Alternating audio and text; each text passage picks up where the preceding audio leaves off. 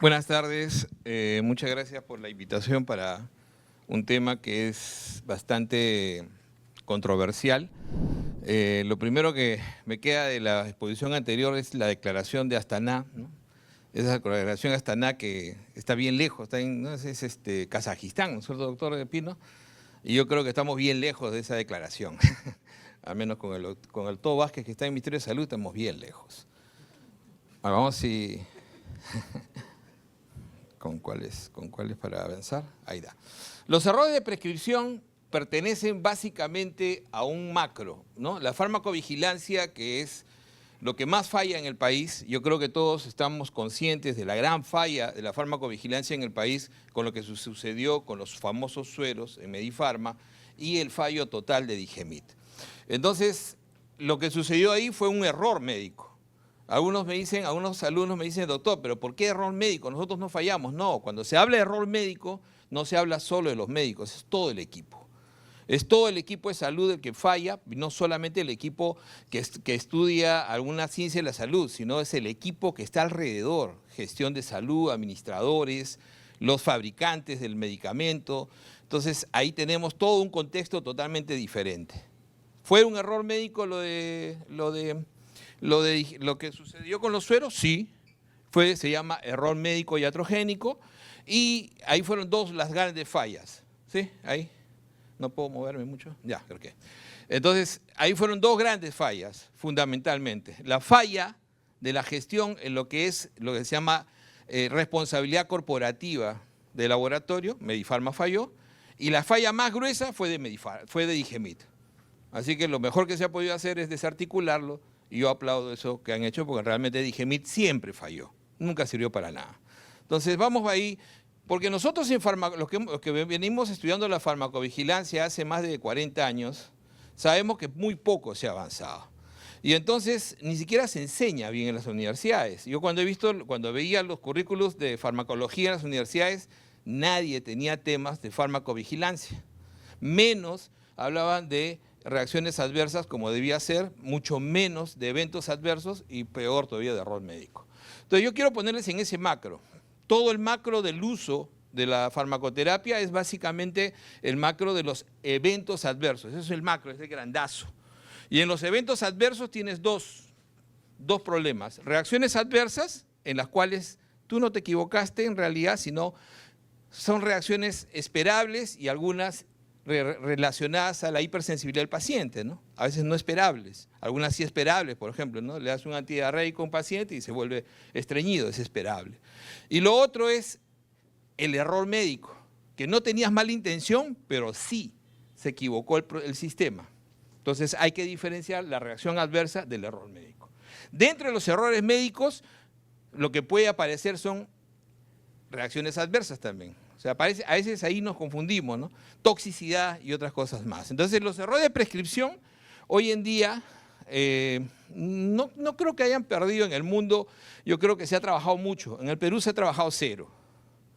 Ese es el problema, se ha trabajado cero. O sea, yo creo que muchos de ustedes probablemente recién escuchan el término y el tema de error médico. Entonces, los quiero poner en el contexto. Perdón, con esto avanzo, ¿no? Ya esta tecnología no la conozco mucho ya. ¿Para arriba? Sí, a ver. Ya pues, Pepe. Ahora sí. Ok. Ok, a ver. Ahora sí. Medical Error. Ese fue el primer libro que yo compré sobre esto en el 2006. Salía así, ¿no? Medical Error, y fundamentalmente, esto me llamó la atención, ¿no? Nosotros somos, a veces, los que debemos proveer salud, somos los que eliminamos a nuestro paciente. Y hasta el año 2016, muchos afirmaban que el error médico era la primera causa de muerte en los hospitales, ¿ok? Era la primera causa de muerte en los hospitales, hasta que se hizo un gran estudio. Básicamente Hopkins demostró que era la tercera causa de muerte. Tampoco es que sea poco, ¿eh? Es la tercera causa de muerte en los hospitales de Estados Unidos, después de la muerte por enfermedades cardiovasculares y por neoplasias. A ver, ahí tenemos, por ejemplo, como causa de muerte, difundiendo y como causa de muerte, y lo único que nos queda decir después es, sorry, ¿no? Se murió el paciente, no tuvimos el problema, no conocíamos el problema. Las estadísticas de errores médicos son así, miren ustedes, 134 millones de eventos adversos es lo que se cree globalmente que se sucede, ¿no? Tenemos 2.6 millones de muertes al año, según la OMS, muy tibiamente. En Estados Unidos, que es donde se estudia mucho mejor, tienen 251.000 muertes al año y, como les decía, es la tercera causa de muerte teniendo ellos grandes sistemas de control. Yo quisiera saber cómo sería, yo creo que de repente es la primera causa de muerte en nuestro país.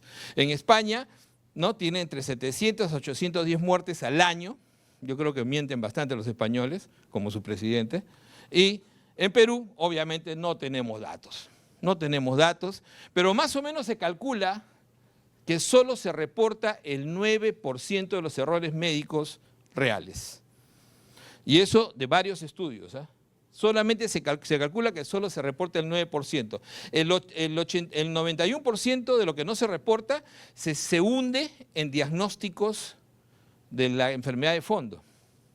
Entonces no se reporta el error porque acordémonos que entre nosotros no somos muy fáciles de ocultar el error, ¿no es cierto? Entonces, y lo otro es que tampoco encuentras en el CIE cómo reportar el error médico. No existe. Siendo la tercera causa de muerte en el país que tiene mejor estadística en el mundo, no existe. No existe el CIE. Así que si quisieras reportarlo, tampoco tienes cómo hacerlo estadísticamente. Es ahí el gran problema. Esa es la fuente y el estudio Hopkins fundamental. Entonces, nuestro paciente muere. ¿No? Ahí está, se murió. Le hizo eléctrica. ¿Y cómo es la estadística de fallecimientos por errores en los países? Ahí estamos. ¿Qué lo hemos visto ya? Acabamos de ver esto. El 80%, ¿no?, de los 251.000 pacientes muertos en Estados Unidos son en hospitales. Son en hospitales. O sea, son los hospitales de gran problema, ahí donde se está generando. A pesar de que el hospital supuestamente tendrías mejores instrumentos para poder monitorear.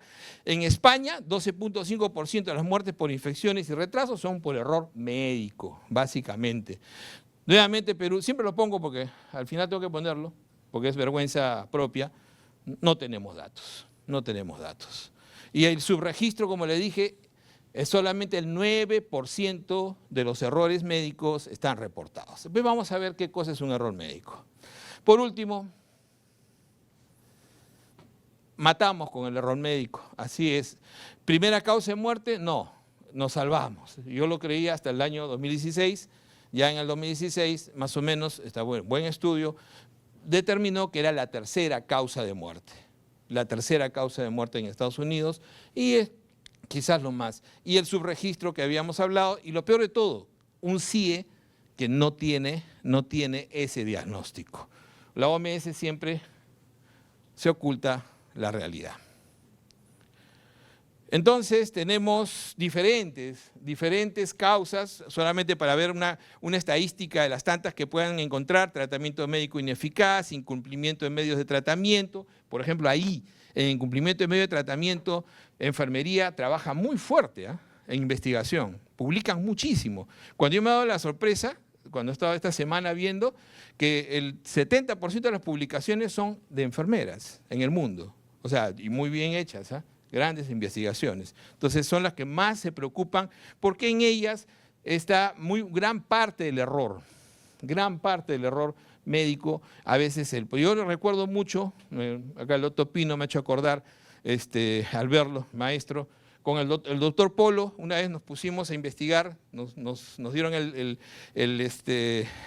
¿cómo se dice?, el encargo de averiguar por qué había habido tantos casos de coronavirus, de hepatitis C en los pacientes que estaban hospitalizados, y todo a raíz de una abuelita que había sido abuelita de un gerente, obviamente central, por eso que se investigó, y la abuelita pues había entrado solamente por una fractura, al final nunca la operaron, salió de alta y de pronto a los 15, 20 días hepatitis C, 91 años. ¿Por qué eso? Si ni siquiera la operaron. ¿Qué había pasado con la abuelita?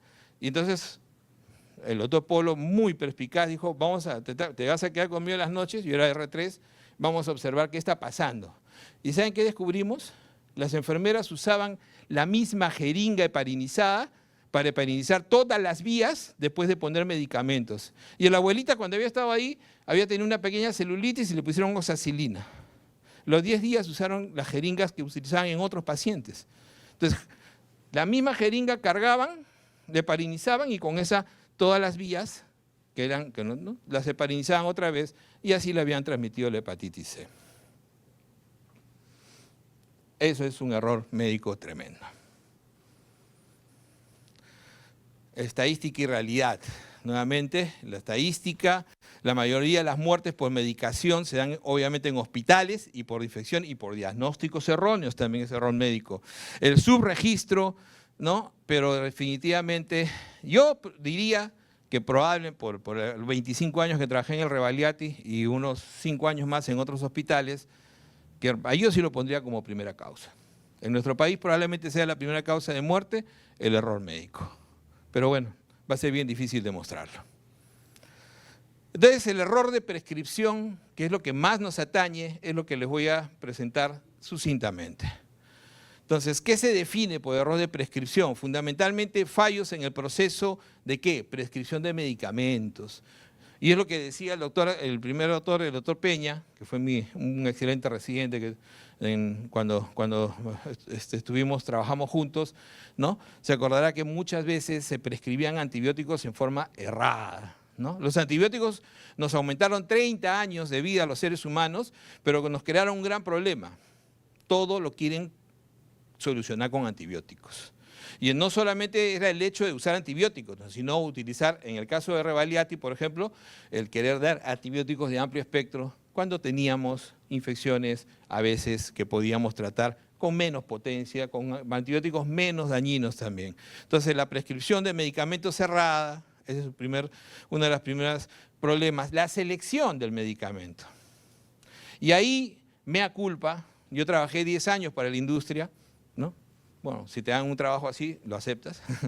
Fui director médico de un laboratorio y efectivamente, ¿por qué quería salirme de ese trabajo si me pagaban tan bien? Porque mi trabajo era mentir. O sea, mi trabajo era utilizar mi habilidad, entre comillas, para poder vender y realmente eso no me gustaba. Pero ustedes saben que los médicos necesitamos trabajar. Entonces, ahí, al que le caía ese trabajo, obviamente lo aceptaba. Yo te decía, realmente, ¿qué hace la industria en nuestro país? Debe ser una de las más salvajes en la industria de nuestro país.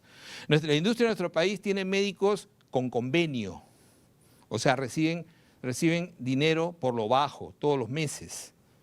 Yo se los digo porque yo conocía a los médicos que teníamos por convenio. Las sociedades científicas te lanzan protocolos y para poner tal o cual producto, decían, mira, ¿puedo poner amoxiclavulánico o puedo poner tu cefixima? Yo tenía ese, mira, si tú quieres poner tu cefixima te cuesta $8.000. Presidente de la Sociedad de Neumología de esa época. Y a mí me mandaron a negociar eso. Le pagamos los $8.000, obviamente. El europeo, el dueño del laboratorio, dijo, paga. ¿Se dan cuenta ustedes lo que es? Y ese es triste, ¿no? Porque al final muchos médicos la seleccionan por ahí es donde influye la industria tremendamente.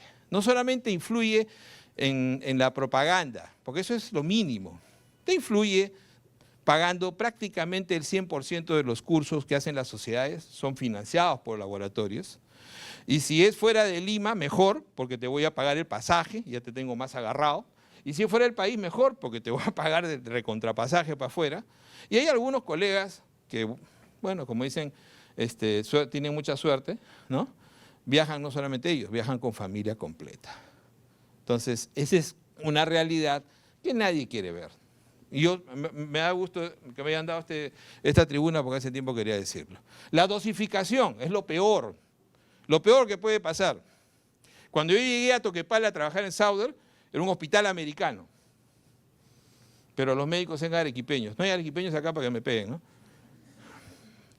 Y yo la primera guardia veía niños, alguna vez tuve la intención de ser pediatra, y no tenían una balanza en emergencia. Yo decía, ¿y cómo das el antibiótico? Oye, pésenme al paciente.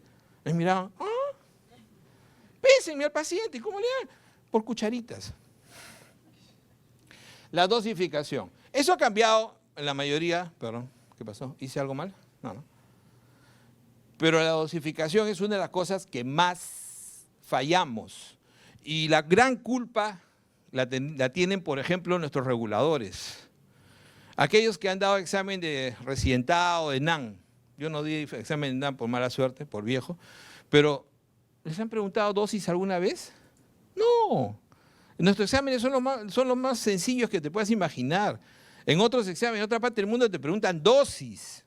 Pero a nosotros no tenemos que enseñar dosis a los alumnos porque no les van a preguntar. Increíblemente, y así vamos pecando y nos vamos haciendo más sencillos. Peor la frecuencia, ¿no? Peor en la frecuencia. ¿Se dan cuenta? Las vías de administración es terrible. Yo recuerdo mucho la vía sublingual.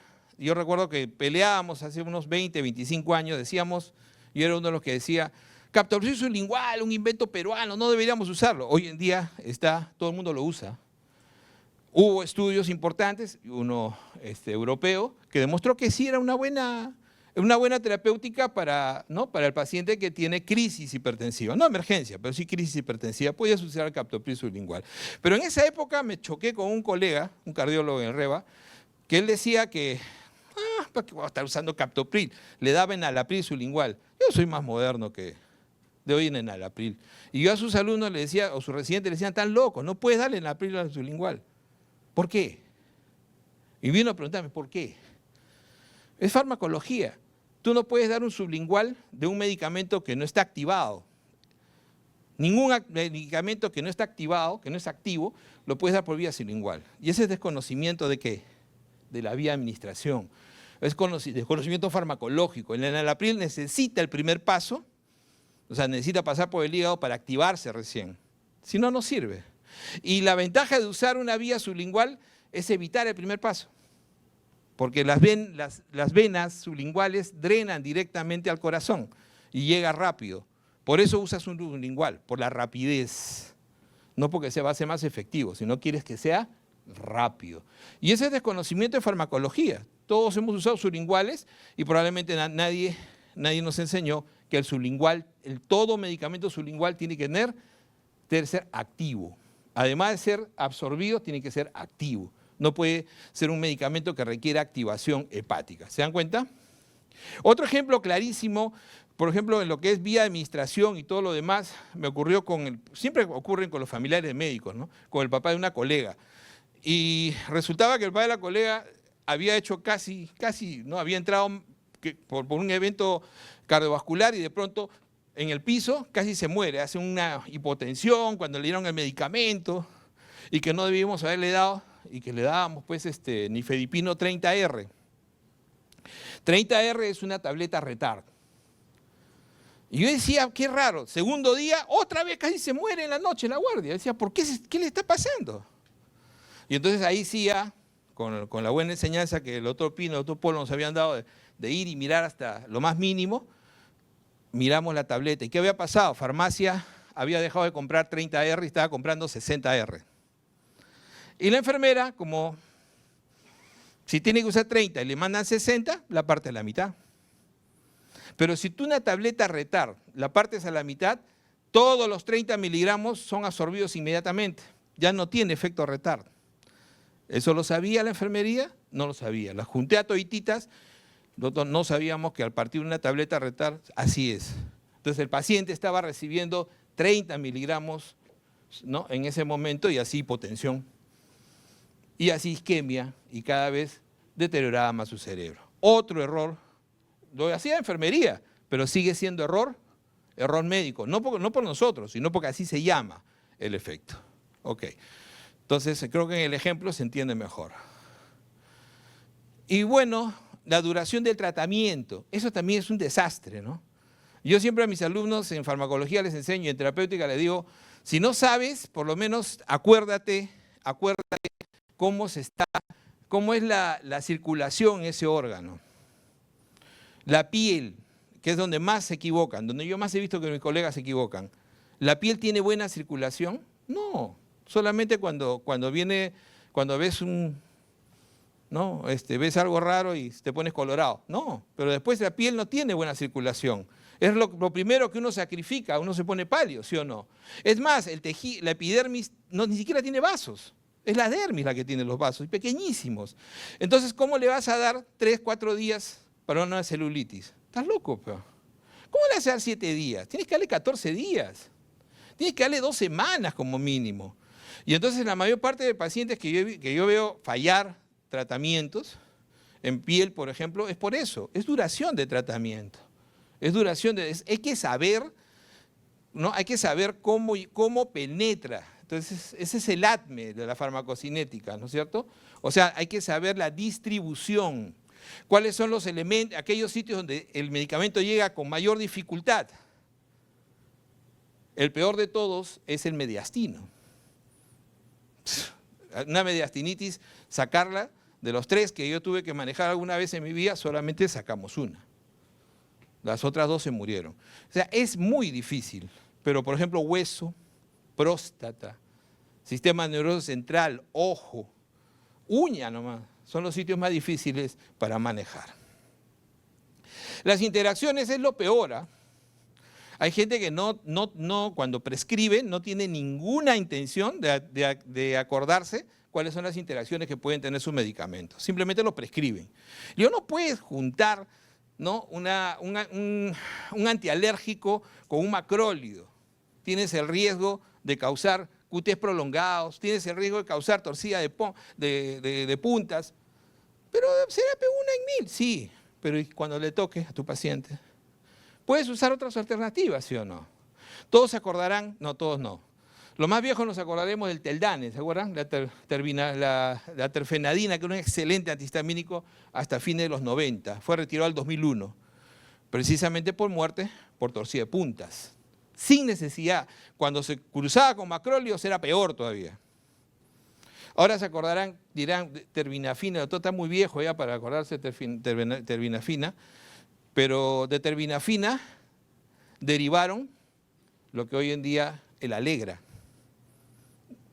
El metabolito activo que no producía arritmia, lo derivaron y lo generaron lo que hoy en día más se usa en el mundo. ¿Se dan cuenta? Las interacciones, ahí viene, vamos adelantando algo que les voy a mostrar después. En el mundo civilizado, yo siempre digo eso, soy un poco cachoso, pero en el mundo civilizado, no como en el Perú, las historias clínicas electrónicas, que por suerte ya tenemos algunas, el MINSA hasta ahora sigue en la edad de piedra, son bonitas, pero en realidad no sirven para nada, porque una historia clínica electrónica debería tener alertas, y cuando tú das un medicamento, la guía inmediatamente te da la alerta, no lo puedes dar, interacción, te sale. ¿Se dan cuenta? Te sale, en cualquier parte del mundo civilizado te sale. Te sale la advertencia o te sale la imposibilidad, dependiendo del grado de interacción. Y no solamente con interacciones, con reacciones adversas. Tú no puedes dar warfarina con rifampicina. ¿Cuántos pacientes con TB reciben warfarina? Yo he visto, dicen, tan locos, con razón se trombosó, pues. Porque rifampicina está haciendo que la warfarina no funcione, pero lo dan. ¿Se dan cuenta? Entonces, son ese tipo de cosas importantes. Ahora, estos errores pueden ocurrir en cualquier etapa de la prescripción. Por ejemplo, en la decisión clínica, eso es importante, puede ocurrir en la redacción de la receta. Pusiste metamizol en lugar de metimazol. Entonces, tu paciente hipertiroideo sigue hipertiroideo, porque compraba metamizol. Lo he visto 10 veces. Por eso les digo, o sea, ahí en la redacción, perdón. Y la dispensación y administración. En la dispensación está metido todo el proceso de lo que sucedió con los sueros, por ejemplo.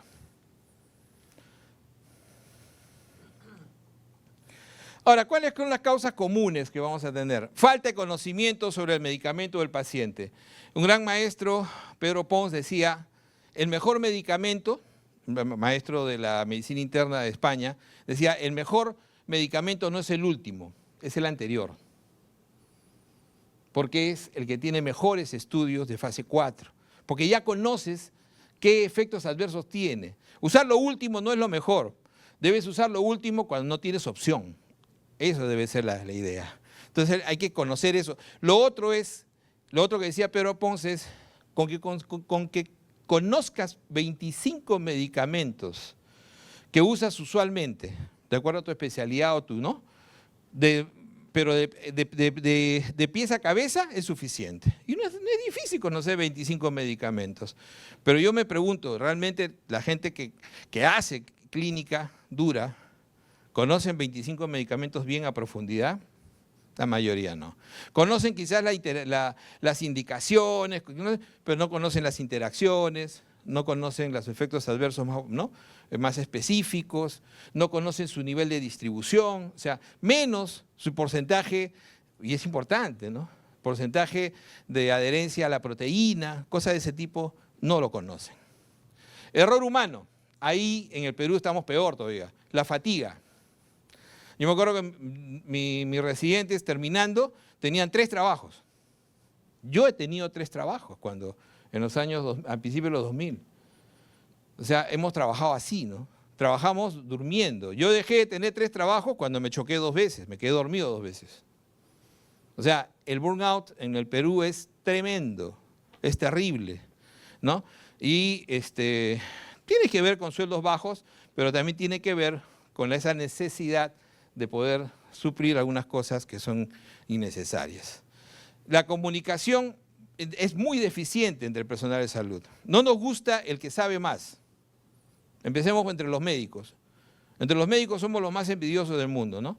O sea, no nos gusta el que sabe más o el que tiene más. Preferimos no preguntarle. No nos gusta preguntarle a la enfermera, que a veces sabe, que puede saber incluso cómo debes dar el medicamento, cómo lo debes prescribir. Y si la enfermera te señala que está mal, ni la escuchas. Entonces, eso es algo, esta comunicación deficiente entre profesionales es terrible. Lo vemos ahorita en las peleas, ¿no? Estamos peleando con los odontólogos, estamos peleando con las obstetrices, estamos peleando por todo el tiempo estamos peleando. Sistemas de prescripción manuales, como decía el Ministerio, el gran sistema nacional, que es el Ministerio de Salud, sigue siendo manual. O sea, sigue en el siglo pasado, en el milenio pasado. Entonces, hasta el día de hoy no tenemos, o sea, los sistemas digitales de prescripción, ¿no?, se implementaron en los años, fines de los 80, principios de los 90 en el mundo. ¿Ok? En el salud, les cuento, ya estaba listo para la historia electrónica el año 92 y se implementó el año 94.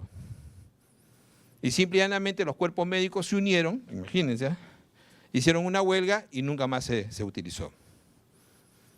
Así fue, así de retrógrados podemos ser los colegas. Entonces es tremendo. Y recién, creo que recién tiene 6 años utilizándose, poquísimo tiempo.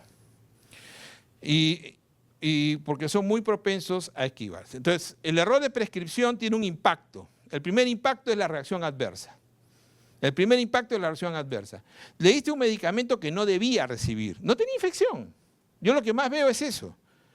¿Por qué le has dado ese medicamento si no tenía infección? Pero doctor, llegó con fiebre, tosía, sí, pues, pero no era un proceso infeccioso.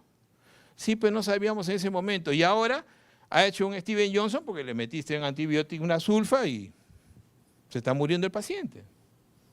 Imagínense ver todas esas cosas. Entonces, las reacciones adversas, una sobredosis, por ejemplo, de opioides, como pongo el ejemplo ahí, mucho dolor, ¿no es cierto?, pero probablemente el paciente podría haber utilizado otro medicamento para el dolor. Ineficacia, la subdosificación es otro grave problema. El no conocer la dosis exacta, sobre todo el manejo del dolor. Una medida de calidad de atención en el mundo que nosotros nunca seguimos es cuántos pacientes mueren con dolor. O sea, el paciente que va a morir, que tiene una enfermedad severa, crónica, especialmente neoplasias, tú sabes que va a morir, pero ¿tiene que morir con dolor? No. ¿Cuántos pacientes mueren con dolor? Se dice que un buen sistema de salud máximo permite un 20% de pacientes que mueran con dolor. O sea, el 80% debe morir sin dolor. o mínimo dolor. El único estudio que hay en el país que lo hizo el INEM, lo hizo una vez y lo repitió después y no mejoró, llegó creo que a 26% sin dolor. O sea, miren la cantidad de pacientes que se morían con dolor por un mal manejo de básicamente los analgésicos. Y sobre todo el impacto que tiene el error médico es el costo en hospitalizaciones y tratamientos correctivos que hay que hacer cuando recién te das cuenta o cuando ya dañaste al paciente. Entonces tienes que hacer tratamientos correctivos. Tipos de errores, veamos, selección habíamos dicho, vamos a hacerlo un poquito ahí más preciso, el medicamento inapropiado, dosificación, poner 50 cuando era 500, frecuencia y duración de tratamiento, tratamiento inadecuado, la vía errónea, ¿no? Por ejemplo, utilizar morfina endovenosa en un paciente que está chocado, puedes usar la vía subcutánea. Es más, la morfina tiene una gran absorción subcutánea, una excelente absorción subcutánea, utilizar una buena vía, otra vez se va. Omisión, no prescribir lo necesario. No, te olvidaste del betabloqueador. Te olvidaste de, ¿cómo se llama?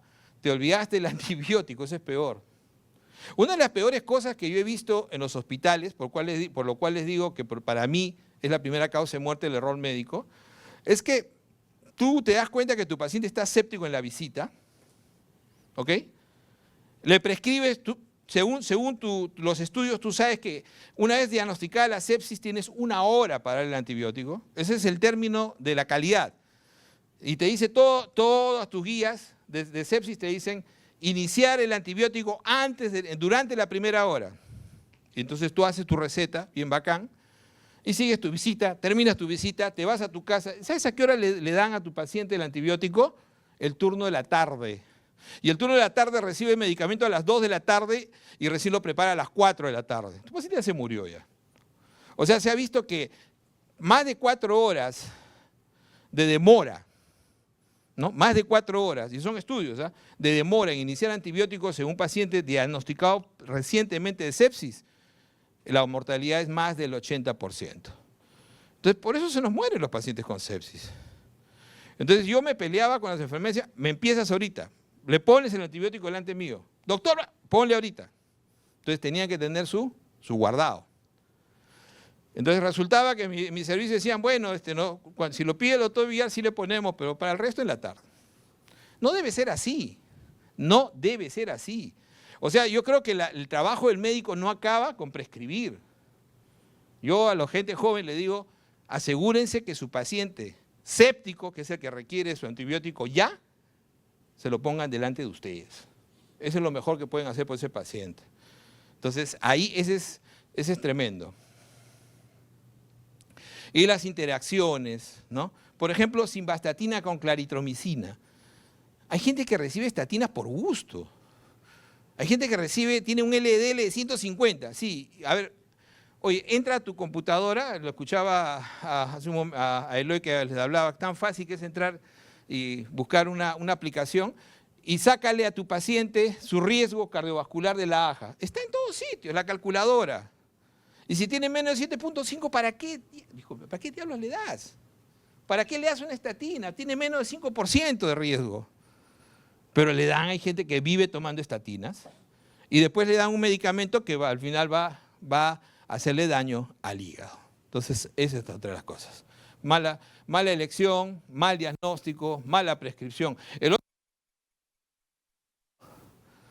Yo vivo quitándole a la gente el alopurinol. O sea, doctor, fui al médico y hace 1 año y me encontraba mi ácido úrico casi en 6 y me ha dicho que tengo que tomar alopurinol de por vida. ¿Tienes gota? No. ¿Has tenido artritis? Bueno, no le pregunto si tienes gota, ¿no? ¿Has tenido artritis? No. ¿Cálculos? No. No tienes indicación. No tienes indicación. Doctor, tengo 9. No tienes indicación. O sea, con 6.8 hay un riesgo alto de que hagas, pero primero que haga, pues. Que haga su cálculo para darle alopurinol. Pero no le hace alopurinol si no tiene enfermedad. No se trata el laboratorio. Entonces, uno de los grandes problemas del error médico es tratar el laboratorio, no al paciente. Dentro de los impactos, eventos adversos, fallo terapéutico, el económico que habíamos dicho, el psicológico. Obviamente el paciente dañado, si sobrevive, termina perdiendo confianza. Y en el caso nuestro el estrés es poco, porque no hacemos reuniones. Una de las cosas que menos hacemos los médicos en el Perú, y que yo trataba de hacerlo y me gané muchos enemigos por eso, es muerte y complicaciones. Es la actividad más hermosa que hay para un clínico, porque ahí ves tu error. Entonces se te muere un paciente, te reúnes todos y dices, ya, ¿por qué no le pusiste? Y revisas la nota de enfermería, ¿por qué no le pusiste? Saltaría todos esos errores, ¿no? Y te reúnes con las enfermeras también. Muerte y complicaciones, en mi servicio lo hicimos una sola vez y todos terminamos a las patadas. O sea, fue muy bueno, pero al final terminaron todo el mundo odiando la reunión porque se sintieron culpables. Pero la idea es esa, no sentirse culpables, sino corregir errores. Muerte y complicaciones en otros países es una obligación, por ejemplo. Y entonces el estrés profesional existe ahí. En nosotros no hacemos muerte y complicaciones, así que no hay estrés.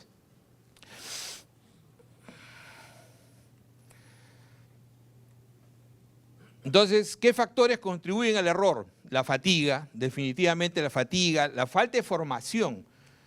Ya pasamos las 50 facultades de medicina, ¿sabían eso o no? Entonces, habíamos cerrado el año pasado con 48, ya pasamos las 50. Este año creo que se han iniciado 7 nuevas. Es un deporte creo que hay más facultades de medicina que equipos de fútbol, ¿no? Entonces, yo no digo que sea malo formar médicos, pero ¿con qué capacidad vamos a formar médicos? Hay una facultad de medicina en Acobamba, ¿no? Con 7 médicos.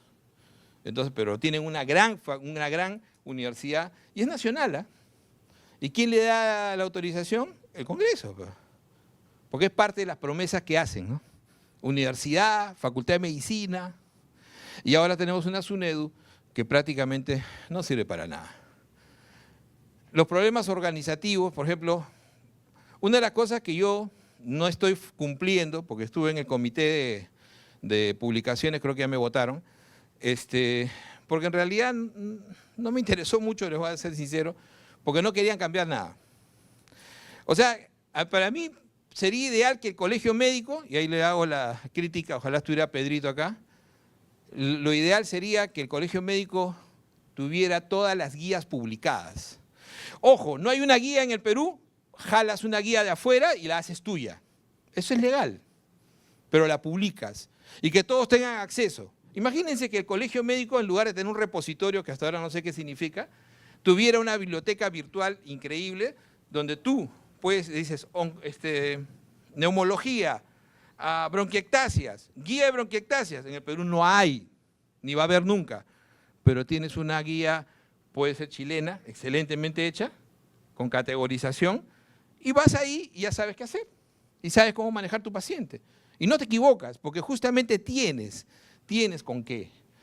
Eso es algo que está propuesto y es ojalá algo que lo podamos hacer. Yo sé que Pedro lo quiere hacer, pero mucha gente no quiere que se haga. ¿Por qué? Porque va en contra de los laboratorios. O sea, yo ya sé por qué no me voy a pelear, ¿no? Porque va en contra de todos los laboratorios. Que tú tengas unas guías bien hechas. No necesariamente tienes que hacerlas, a veces no hay. O sea, yo sé que en el Perú se llama evaluación de tecnologías. O sea, para eso somos capos, ¿no? O sea, hacer guías y evaluar capacidad de resolución, hoy en día se llama evaluación de tecnologías, ¿ok? Y hay una oficina y hay un jefe de evaluación de tecnologías, que encima lo conozco en mi promoción, y gana su rico sueldo y no hace nada. O sea, ellos dicen, claro, no, sí están haciendo algunas cosillas, sí, con el IETSI, el IETSI también en el de salud hace algo. No, el IETSI creo que es el que más hace de repente, pero no puede ser que un país que necesita como 300 guías no llegue ni siquiera a 30. O sea, es absurdo. No puede ser que la diabetes, que es una pandemia declarada en el 2002 por el mundo, la guía nacional sea el de 2018. Y la guía nacional de atención primaria de diabetes siga diciendo de que la hemoglobina glicosilada no es necesaria. Es absurdo. ¿No? ¿Sí o no? Es absurdo, hasta patético, pero no podemos. Entonces, deberíamos, el colegio médico, yo creo que voy a lograr convencerlos, deberíamos hacer eso, y de esa manera todos tener acceso, porque eso sería lo mejor que te puede dar el colegio médico. No una piscina, no una parrillada, menos un panetón, ¿no? Menos un panetón. Todo el mundo llora por el panetón, pero no llora por sus guías clínicas. Dios mío, qué ciencia, caray. La falta de soporte técnico. Alguna vez estuve en una comisión en salud y me votaron a las 3 semanas porque era más barato comprarle un PDA, en esa época se llamaba PDA, no sé si se acuerdan, cuando todavía el teléfono no era tan inteligente, teníamos un teléfono Pedro Castillo, no era inteligente. Entonces, pero habían los PDA. Yo trabajaba con un PDA, porque esto me lo da el laboratorio. Pero los PDA eran lo que después integraron al teléfono. Y un PDA, darle un PDA a cada médico para que pase su visita, cargándole protocolos y todo lo que tenía, costaba menos de lo que ellos querían hacer una serie de cursos de capacitación a nivel nacional. Yo les saqué el presupuesto y era el 70% de lo que iban a gastar en cursos. Obviamente me votaron, porque todos ellos iban a dictar los cursos, y todos iban a cobrar estipendios. Entonces hicieron sus cursos, que nadie fue. O quizás sí fueron alguna gente. Pero qué ideal hubiese sido tener eso, ¿sí o no? En lugar de tener historias clínicas, ahora todo el mundo, yo veo en mi hospital, en mi ex hospital, todavía lo considero el mío, que la gente tiene que pelearse por la computadora. No, pero si tranquilamente podrías tener una tablet que cuesta $80 por paciente. Pero no les interesa porque eso significa quién lo va a cuidar, se va a perder. No, o sea, estamos en ese plan. El soporte electrónico hoy en día es vergonzoso. Es más, te podría cargar todo el programa en tu celular. Cuando alguna vez les mencioné eso hace un par de años a los colegas, me dijeron, no, pues, pero tendrían que darnos un celular, pues, ¿no? Entonces ya todo cae en la chacota, ¿no? La polifarmacia que alguien mencionó muy bien ahí, Eloy, efectivamente, la polifarmacia, ¿cuántos pacientes hemos tenido hospitalizados cuyo toda su clínica era por la polifarmacia? ¿Y por qué sucede eso?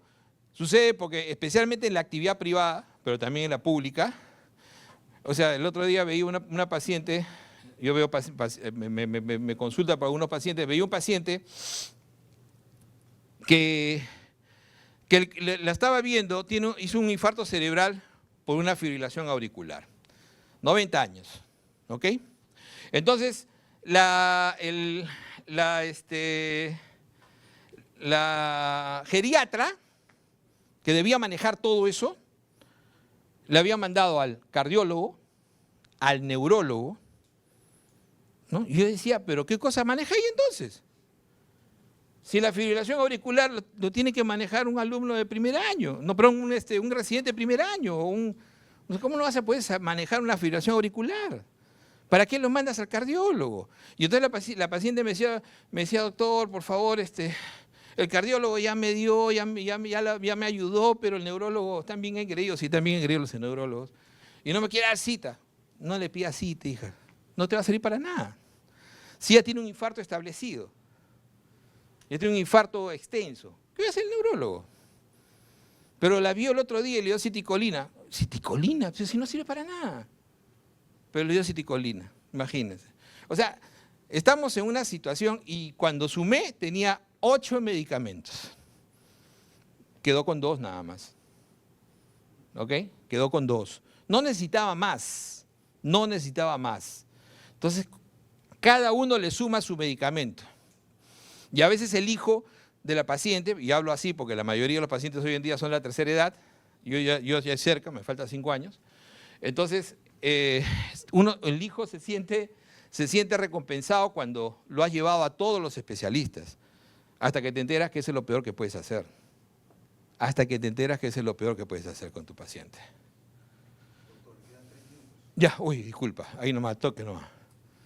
Entonces, simplemente para aquellos que quieren ver este tema, hagan su espina de pescado de Ishikawa para hallar todos sus puntos flacos para poder descubrir. Los factores de error de prescripción, por ejemplo, ya habíamos hablado, creo que se me ha Las estrategias, ahí están las estrategias, acá termino. Los sistemas electrónicos de alertas.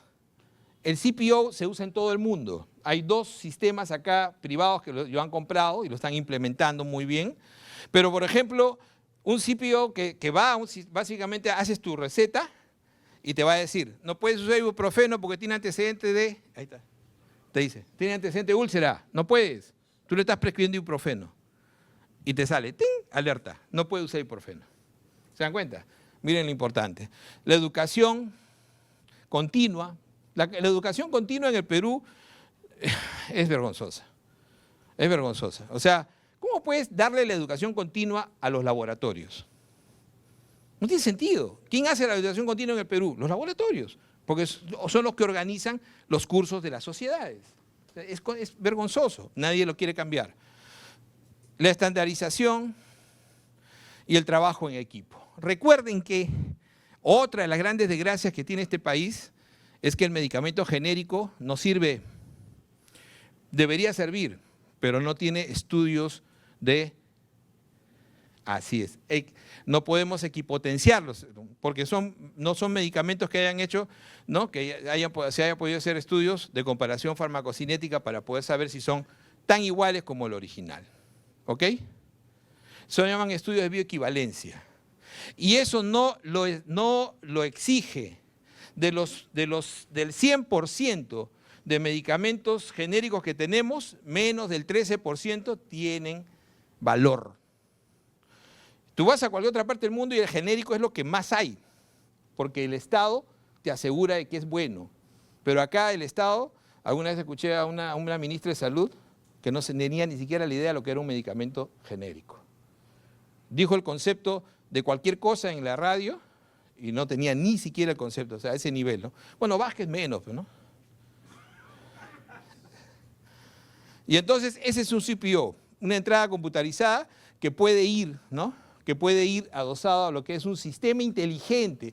¿Cómo puedes tener historias clínicas sin IA asociado hoy en día? Yo me imagino que todos usan Grok. Grok es la Biblia hoy en día. Y si quieres medicina basada en evidencias, Open Evidence. Open Evidence, ¿no? Yo antes leía casi todos los días UpToDate, hoy día lo hago cada 3 días nomás. Open Evidence todos los días. O sea, ¿quieres saber algo realmente? Open Evidence. ¿Quieres que un tema desasnarte? Grok. Entonces los sistemas de toma de decisiones clínicas y prevenir errores y sobre todo, estos sistemas están integrados con el farmacéutico para saber tu sistema de dispensación. Una de las peores cosas que he visto, y he visto morirse gente, por ejemplo vi un caso en el Loaiza increíble, era porque el médico le dejó un medicamento y el medicamento él no sabía que el medicamento no había en farmacia. Y nadie quería cambiarle el medicamento hasta el día siguiente, ¿no? Porque el doctor es el asistente y se murió el paciente. O sea, no podemos, si yo hago una receta en ese momento tengo que saber si hay el medicamento. Y eso me lo tiene que decir el sistema. Ok, para resumir y terminar, y ya no aburrirlos más, la definición, qué cosa es un error médico, los fallos de selección, fallos en la dosis, en la vía, el impacto, los tipos, ¿no?, los tipos de error en la selección, lo que más nos competen a los médicos, la dosificación, la omisión del diagnóstico, la omisión de revisar las interacciones y factores humanos, sobre todo los organizativos, el cansancio, los tecnológicos que no nos adecuamos a la tecnología actual y por último los costos y la pérdida de confianza y los eventos adversos que generamos. Entonces ese es básicamente, ¿y cómo puedo prevenir? Ojalá podamos iniciar en todo, deberíamos, primero que el MINSA por lo menos empiece con lo que debe ser un nuevo DIGEMIT, ¿no?, un nuevo DIGEMIT, que el MINSA empiece con la historia electrónica, que eso debería ser la principal preocupación del chiquito Vázquez, y estandarización y trabajo en equipo. Ok, muchas gracias.